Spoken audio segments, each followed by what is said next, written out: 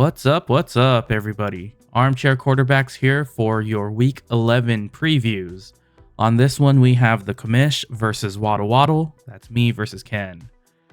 So let's take a look here at our starting rosters. So I'm currently starting Eckler, Hall as my running backs, and then I have McLaurin in there, but I'm thinking I might switch out McLaurin with Achane if he plays. What do you think? How do you like that move, Shawn? Yeah, that game against the Giants is going to be over quick. It'll probably be a Brian Robinson game. So Achan has been waiting for a while, so he'll be healthy. Yeah, I mean, assuming he's playing this week, I'm hoping he is. It sounds like he's going to. He did get in a limited practice today. But I mean, the team could decide that they might want to hold him out another week. We'll see.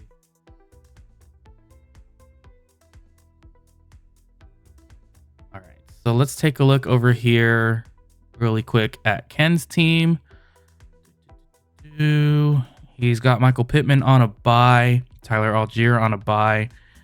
Oh, he's got Deshaun Watson. How did you react to the Deshaun Watson news that came out this morning? I mean, it was pretty big. It sucks if you have Cooper, if you have Elijah Moore, if you're invested in David Njoku, anything in terms of the wide receiver, the passing game. Yeah, that takes a big hit. And then also, they said that they weren't going with PJ Walker, which was a surprise. I thought it was going to be PJ Walker. A couple analysts thought it was going to be PJ Walker, and they're actually going to go with was it Dorian Thompson? That guy sucks, man. So I mean, apparently he was graded the 12th best QB in preseason, but if you saw him in real game action mid-season, the last time Deshaun Watson was out, he did not look good. He was a dumpster fire. So I mean, good luck with that. So I'm hoping, for me at least, on my team, it's going to be all running. They're going to have to filter everything first through the run, and then specifically through that defense. Yeah, I was when I was listening to the footballers earlier today, they were talking about the Deshaun Watson news. He's going out injured, IR for the rest of the season with the season-ending injury, and basically they were downgrading pretty much all options for Cleveland, especially since what's his name, Stefanski, the coach, says he's going to start DTR. It's just like, I mean, at least if they had PJ Walker starting, and Njoku, he was seeing some usage there. Amari Cooper was seeing some usage. But now that you have Dorian Thompson-Robinson starting, it's kind of a crapshoot. It's going to be horrible. Right. I mean, you never know. The dude made it onto an NFL roster, so he could surprise us. He probably could. We could probably should be giving him the benefit of the doubt, since he's a rookie quarterback, and the game that he came in playing, he didn't get to really prep for that game, and now he's named the starter, so maybe he's able to get some chance to prep in for this game. But I don't know. I'm not favoring it at all. Nope, definitely not. All right. Anybody else on mine or Ken's team that you want to talk about? Any matchups here? Let's see. Herbert, he's going up against Green Bay. That one should be pretty quick. Should be your guy, Austin Eckler. I think the Brian Robinson start, that's going to be a great start, because I think, like you said, Washington's probably going to get up on them, and it's probably going to be an all of Brian Robinson game right here.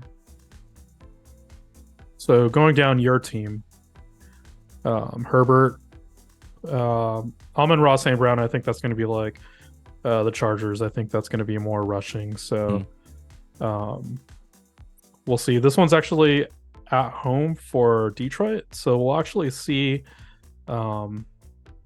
if they go up ahead with the rushing touchdowns the way David Montgomery and Jahmyr Gibbs is, then look for Amon-Ra St. Brown to be phased out a little bit.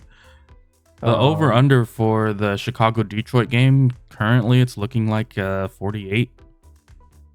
Okay, so, not bad. Let's see. Look at the implied point total. What's that looking like? Implied team totals. Let's load this sucker up.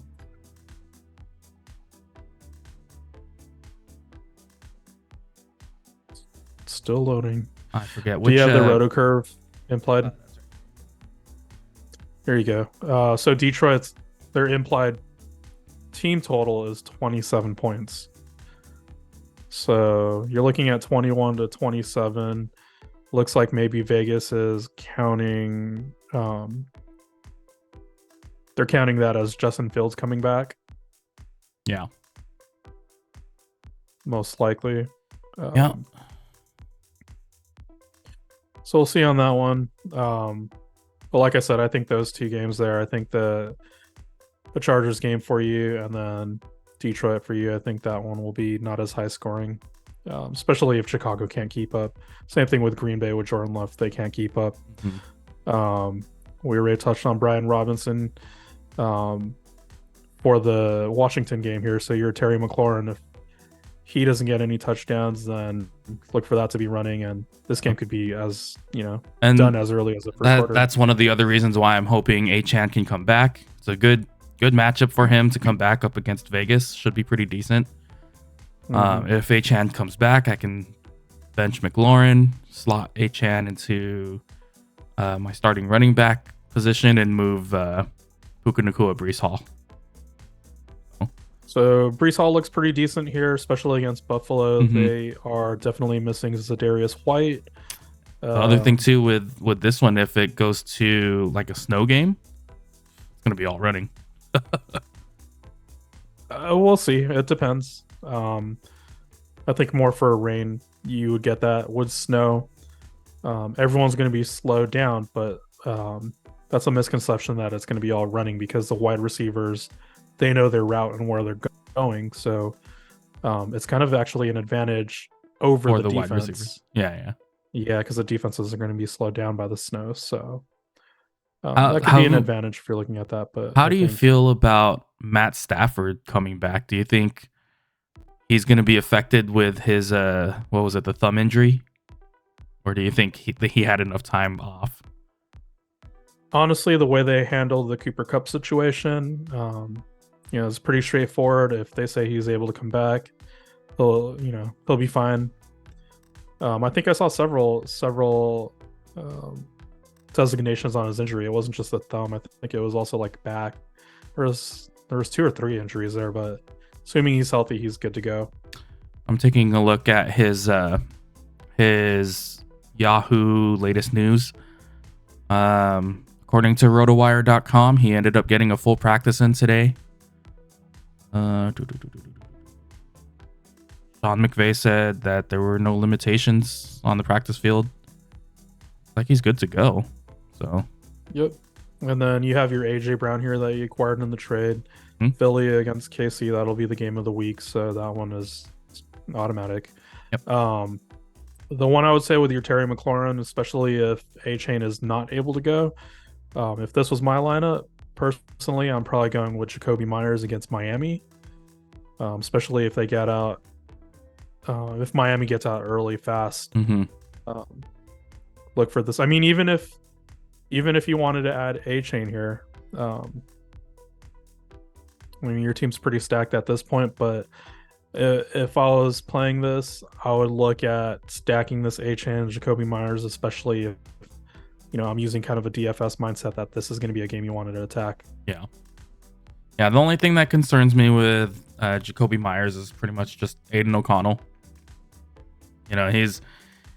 It feels like he's still really trying to force feed Devontae Adams, no matter if he's in single or double coverage. So, and the other thing too is he's I noticed in the last game that he's thrown a little bit more of the check down here to Ken's Josh Jacobs. So I don't know. It's a toss up, dude. So looking over, we'll just go really quick through Ken's team here. He has Tua, decent spot here. He hasn't been the best this year, for fantasy at least. In real life, he's been decent, but they have been scoring a lot of those touchdowns through the running game. So Keenan Allen's one to watch here with his injury. He popped up with a shoulder injury. I think that was something he suffered towards the end of the game last Sunday. Yeah. So we'll see if he's good to go. See, Ken has a stack here with Jalen Waddle, so that's good, especially against Las Vegas. It's pretty cool when you can see the stack like this. So he has Tua, Waddle, and then he has Josh Jacobs. Yep. All in that game. It's really solid. He has Travis Kelce here going against your AJ Brown, so now he has pieces of that too. You guys have pieces of the same game, which was pretty big, because if your boy's scoring, then his boy is going to be the one that has to, respond.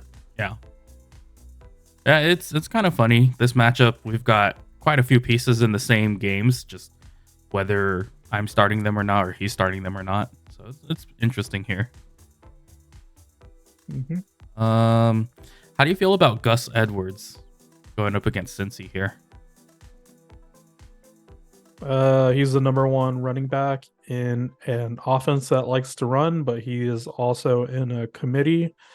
And what's his name? Mitchell.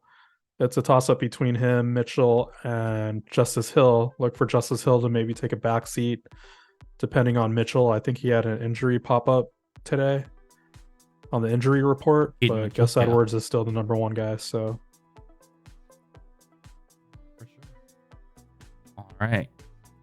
Well, that'll be it for this Week 11 preview. Currently, I am slated to projected for 107.39 points, Ken for 103.31. As of this recording, that's Wednesday night. Obviously, that can change depending on players in and out throughout the week. But good luck to you, Ken. Hopefully not enough luck where you win. So hoping I take this win here. But we'll catch you guys in the next one. Peace out.